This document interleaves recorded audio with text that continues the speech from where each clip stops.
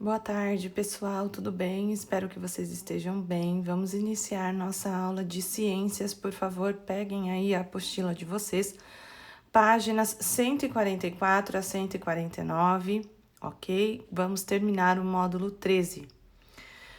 Separação de misturas. Uma mistura heterogênea pode ser vista facilmente no dia a dia. Um prato de comida com diversos alimentos, uma fruteira com muitos tipos de vegetal, um pacote com balas sortidas e etc.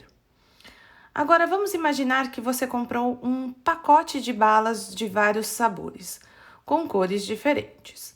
Caso você desejasse comer apenas as balas de morango, qual processo usaria para separá-las? Vamos estudar alguns métodos de separação que podem aí te ajudar a escolher qual é o método mais eficiente para esse tipo de separação. Então, aqui nós vamos ter as balas sortidas, né? Então, o que vocês podem fazer? O melhor método é retirar uma bala de cada vez, né? Então, esse processo é o de catação, que será visto a seguir. Então, vamos lá. Catação. Em uma mistura de sólidos, ou seja, sólido-sólido, a catação é um método simples e eficaz para se fazer uma separação de seus componentes. Esse é um método que pode ser usado, né, quando se escolhem balas em um saco ou quando se separam os grãos de feijão das impurezas antes do cozimento. Decantação. A decantação é quando adicionamos determinada quantidade de areia em um copo com água. Após um tempo, a areia ela vai se depositar no fundo do copo. Esse processo é chamado de decantação e é uma das etapas do tratamento de água, que é chamado de ETA. Observe as sequências das imagens abaixo.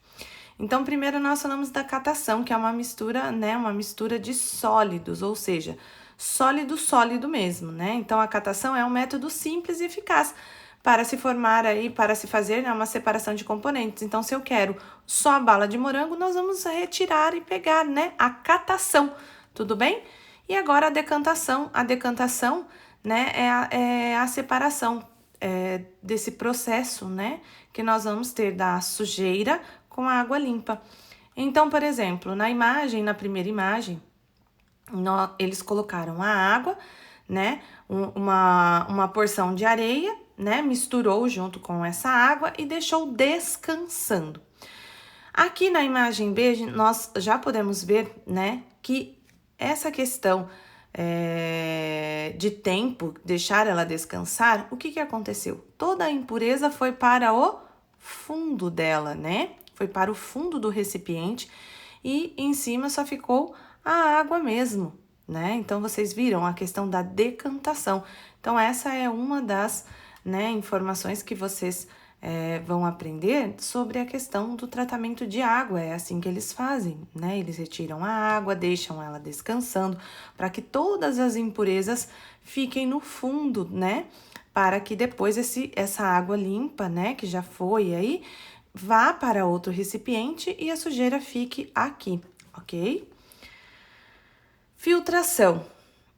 Filtração, nesse processo, é usado um filtro, né? Um instrumento feito de pano ou papel para separar um líquido de um sólido. Quando a mistura atravessa o filtro, as partículas sólidas ficam retidas nele, enquanto o líquido atravessa. Então, aqui a gente tem, né, uma boa informação que muitos de vocês já podem ter visto, que é a preparação de um café, né? Então, a filtração dele, né? A filtração é muito usada no nosso dia a dia, quando, por exemplo, preparamos um café ou um chá.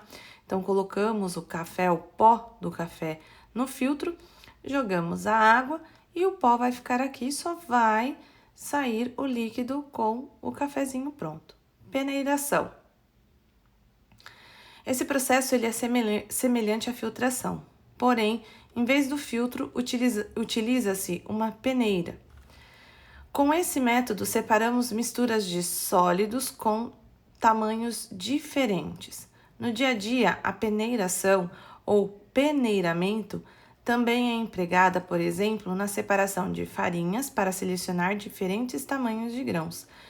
Então, pessoal, olhem aqui, né? Aqui, o agricultor usando o processo da peneiração, que ele vai separar aí, né? O que é bom, o que não é do café, o grão, né? Aqui do café.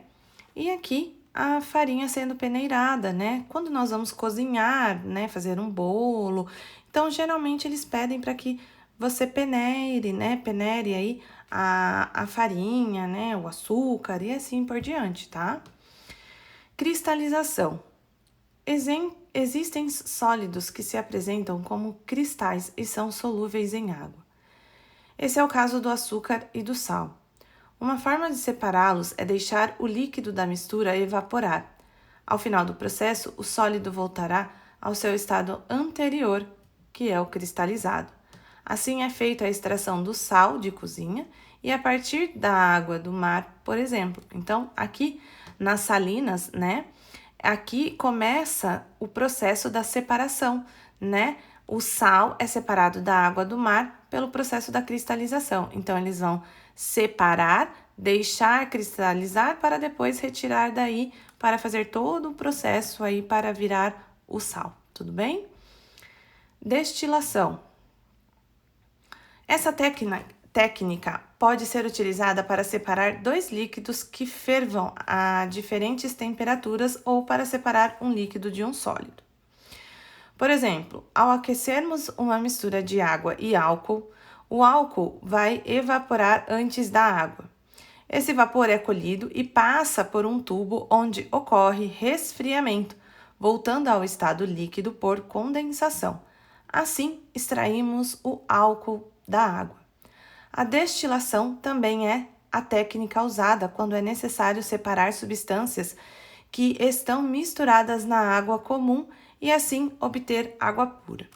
Então, aqui vocês têm um desenho, né, onde aqui o termômetro, a saída de água de resfriamento, né, então esse daqui é a saída, aqui o condensador, a entrada de água do resfriamento, né, aqui a entrada de gás, então está tudo com setinha, o bico de Bunsen, aqui o baião de destilação e todo o processo, então, tudo bem? Então, uma representação esquemática simplificada dos aparelhos necessários para a destilação da água. Então, todo esse aparelho, né, esse aparelho por completo, é para a destilação da água.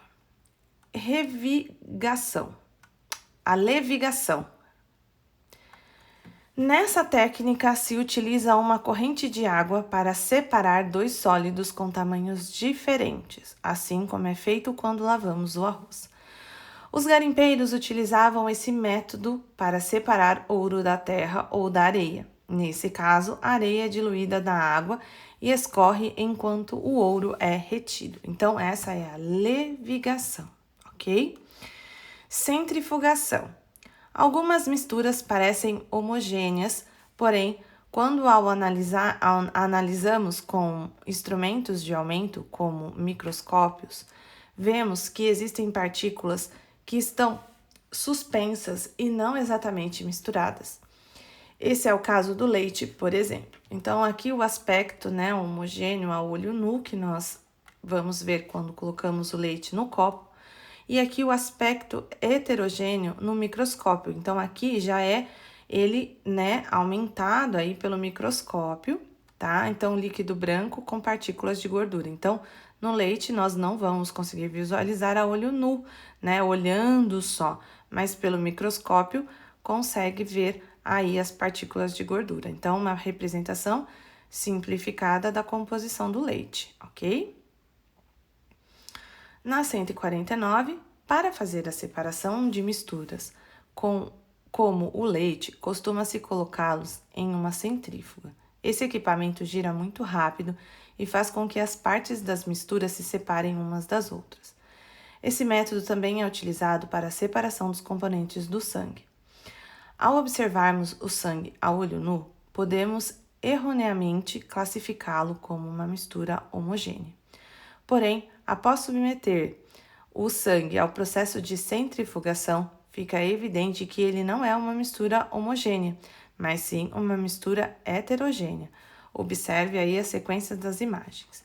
Então, aqui, o sangue, né, quando ele é coletado, depois, né, na D, ele já dentro de uma máquina, né, fazendo aí, girando, né, fazendo com que ele tenha aqui a B, né, ele sendo colocado na máquina, na centrífuga, aqui girando, né, e aqui já com a porção líquida do plasma, né, e uma porção sólida de células do sangue.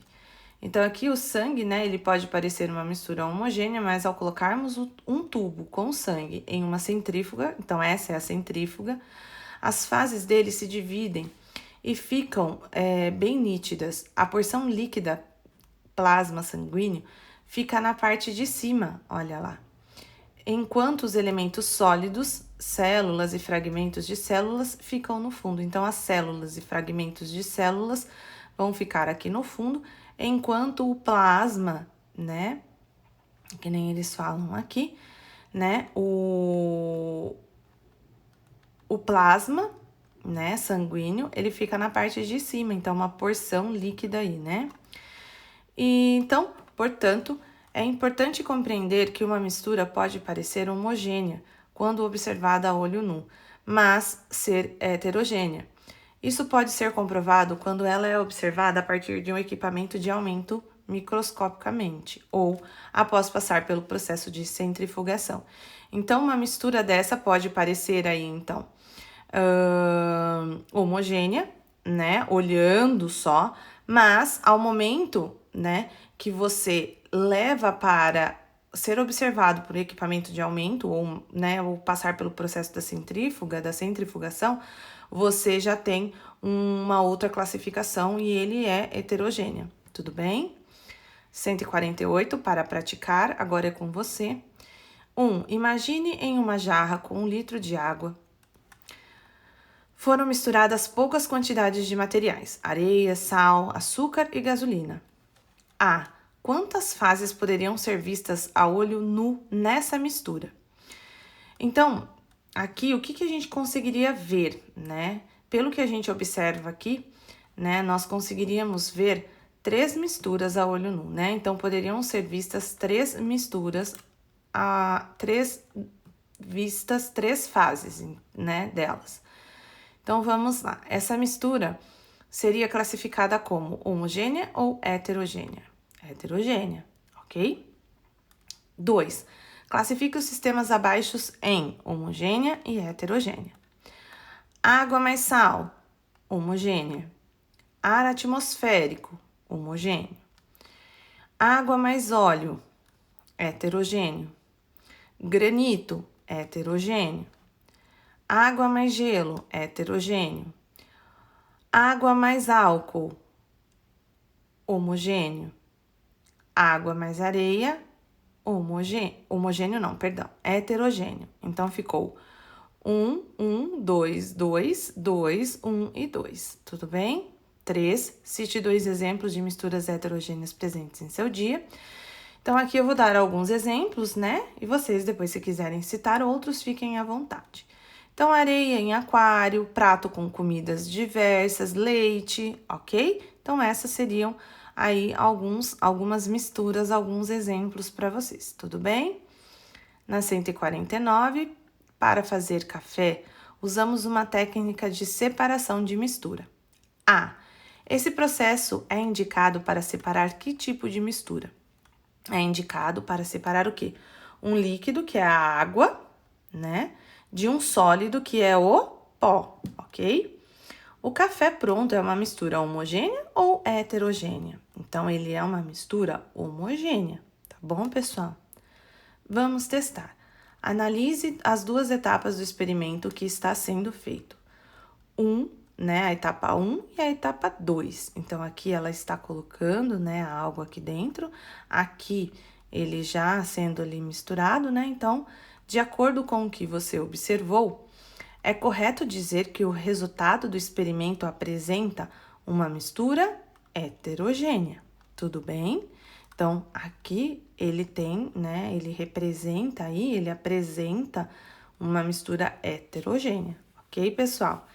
Então, nós vamos, né, concluir aí que em nosso dia a dia é possível observar diversas misturas. As misturas podem ser homogêneas, se tiverem uma fase, ou heterogêneas, se tiverem duas ou mais fases. Então, sempre lembrem disso, ok? Grifem aqui, ó. Por quê? Porque é importante, né? Homogênea vai ter uma fase só e heterogêneas terão duas fases aí. Os componentes de uma mistura podem ser separados por diversas técnicas, ok? Então, pessoal, espero que vocês tenham gostado, né? Qualquer dúvida pode me perguntar nas lives ou pelo Agenda Edu, estarei à disposição, tá, pessoal? Beijinhos, fiquem com Deus, tchau!